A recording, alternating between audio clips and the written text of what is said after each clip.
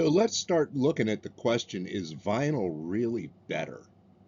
A lot of people, a lot of purists seem to think that vinyl for some reason is better than CDs or MP3s or anything digital. So let's go ahead and get into that question. If you notice, I have some characters up on the screen here, the digits 0 through 9 and some punctuation.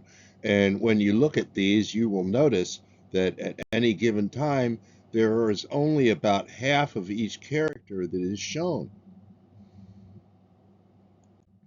Your brain fills in the rest of the characters so that the pictures make sense to you.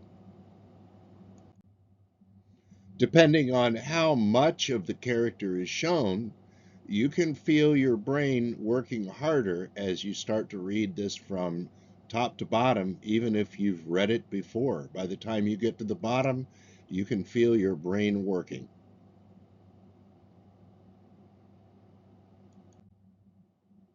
So there's this guy by the name of Fourier who came up with an idea getting into the audio realm that anytime we add two waveforms together, the resultant is a complex waveform that is the algebraic sum of the two waveforms that we are adding together.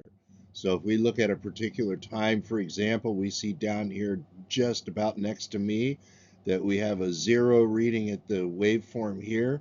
And the reason we have a 0 reading there is because at that point in time, we are adding the same amount as we are subtracting with our two waveforms. Any point along this waveform represents the immediate sum of what these two waveforms are showing at any given time. That's called the principle of superposition.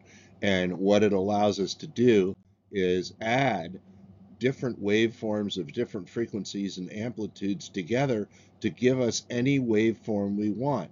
Here we have added a number of different low to high frequency waveforms to approximate a square wave.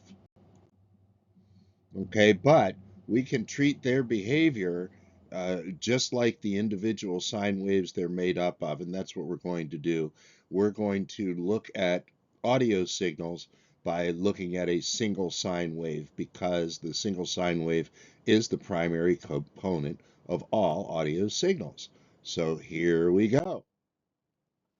Anytime we digitize a signal, we're converting from analog to digital. Analog is a continuous, ever-changing signal, and a digital signal is a stepped or approximation of these analog levels. It's like stairs versus a ramp. If I have a ramp, I can go anywhere I want on that ramp, but if I have stairs, I'm limited to certain positions on that staircase. So when we approximate an analog waveform, we end up with a piecewise imitation. And that's what's partly hidden by my picture down here. It says a piecewise imitation of an analog signal. So moving on. Just like we saw with dot matrix printing, our brains then are going to fill in the missing parts or the erroneous parts of this signal, where the imitation does not match the original. Our brains will fill that in just like they did with the dot matrix print. And also, just like the dot matrix print, we can decide if we want to how much extra work the brain has to do to get back to that original signal. And we do that by adjusting how the data is digitized. Here we have a picture. It's going to, by comparing these two, this one has a lot more work for the brain to do because the waveform is broken up into bigger chunks. You see right here, there's a huge error right there. Our brain has to fix that and turn that into a straight line. Here, it's already getting closer to a straight line just because we've tightened the grid. And by doing so, we have less work for our brain to do. But of course, there's always a cost to this. When we want to look at lower memory and lower speed with cheaper, older devices, we have no choice but to loosen up that grid, or the computer itself won't be able to keep up with the waveform. So we end up with lower speed, less memory, looser approximation, and more work for the brain. If we want to increase the amount of memory that we use to store the music and increase the sampling rate, then what we can do is we can get a tighter, closer approximation to the original signal, which of course is going to translate to less work for the brain. So here's my conclusion. If your brain is busy trying to fill in gaps in what you're hearing or seeing, how much time do you think is left for you to understand or enjoy what it is that you're reading or listening to? Digitized media makes the viewer or listener fatigued more quickly because the brain is working overtime to hide all of those errors. And with music, quite often nowadays, one side of an album becomes enough to listen to. My ear is done at that point. I don't want to listen to anymore. It's just, I've had enough.